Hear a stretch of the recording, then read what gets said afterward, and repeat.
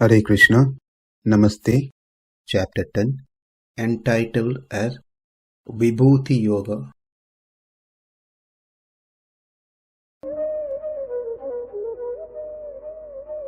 Sloka 39. Cāpi sarva-bhūtānāṁ bījaṁ tadahmar Arjuna na asti vinā syān mayā bhūtaṁ carācaram. Keeping these three rules in mind, let's apply them in this context. In the 20th sloka, Krishna said, aham atma gudakesha sarva-bhūtasya stitaha. Aham adischa madhyamcha bhūtānāṁ anta evacha. Over there he said, I am seated in the hearts of all living entities. He is a cause. Everything is part and parcel. And later, from that sloka onwards, Krishna listed many that we saw so far until 30th sloka. Now in 39th sloka, Krishna is saying, nothing exists without me is the second statement, which is no Indra, no Varuna, no Chandra, no Rudra, nothing exists besides me. As per the rule that we just learnt, we have rule number 1, that everything is part and parcel. He is the super soul within each and everything. That is the first statement. Since then, until the point of 39th sloka, there has been no objection raised by Arjuna. He didn't doubt, he didn't deny, he didn't say anything. So therefore, rule number 2 cannot be applied. The rule number 2 only comes into effect when there has been an objection to the first statement. Since there is no objection, so rule number 2 cannot be applied. Since rule number 2 not applied, as per rule number 3, we have to apply rule number 1. That is whatever Krishna has said in the first place. That is the valid one that has to be considered. Therefore, how do we understand the statement? What's the right way of understanding the statement? That is, there is no energy without energetic. The energy is depending on energetic, and that energy is Krishna. There is no karyam, the effect, without karana, the cause. The effect, karyam, is depending on the cause, and that cause is Krishna. There is no niyanta without niyamyam. The order taker is depending on order giver, and that order giver is Krishna. There is no object that exists without me as their inner Atma, as super soul.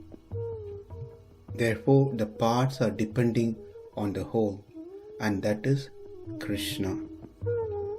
Therefore, everything exists, but nothing can sustain without Krishna. Like how the body cannot sustain without the Atma, likewise, nothing can sustain without Krishna as Antaratma. The moving and non-moving entities, doesn't matter what they are. Krishna is the Paramatma within everything. In other words, Krishna is the energetic. Krishna is the cause. Krishna is the order giver. Krishna is the Antaratma, inner soul, super soul. Therefore, it is not right to say there is nothing as Krishna's energy. There is nothing as Krishna's effect. There is nothing as Krishna being as super soul. because there is nothing exists for him to be super soul within them. The statement Brahma Satyam Jagan Mithya Jivo Brahmaiva Naparaha, that is, it is only Brahman exists, nothing exists, is not what Krishna is stating here.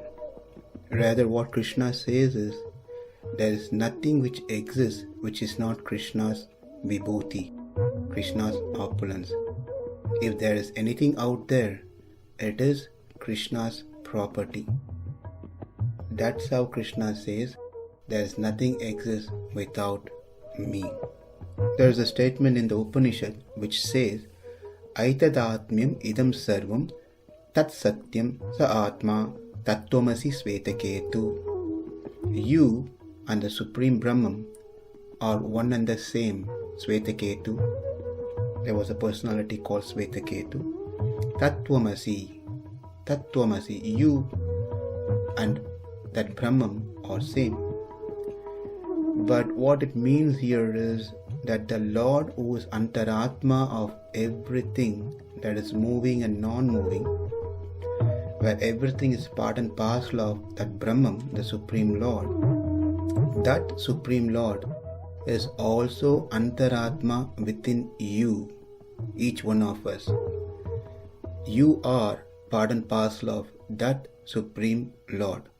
Therefore, you are that Brahman. If we don't include the full picture of what we have studied so far, and if we just pick Tattvamasi, you are that, then it will certainly mislead us or anyone thinking that I am and Brahman are one and nothing exists besides me, Brahman. Rather, after studying this chapter 10, we should know that the Lord who is one without second. This doesn't mean there is no second entity exists. It is only one, that is Brahman exists. That's not what it means. Rather, there is no one else who exists as great as the Supreme Lord, who is having everything as his vibhuti, who is residing, who dwells in each and everything, who controls everything, who is the cause of everything. So there is no second person like that. That's what it means. There is no second to the Supreme Lord. To conclude, Krishna is certainly not propagating or promoting Mayavada philosophy here, that everything else that we see and exists are all illusion. Brahman is the only absolute truth. That is not what being told by Krishna here. Whether it is moving or non-moving, I am the cause of their existence. I am the seed for them to be created. Nothing can exist without me being as their inner controller and the self of all. They all exist as my various energies. Cāpi sarva-bhūtānāṁ bījaṁ tadahmar Arjuna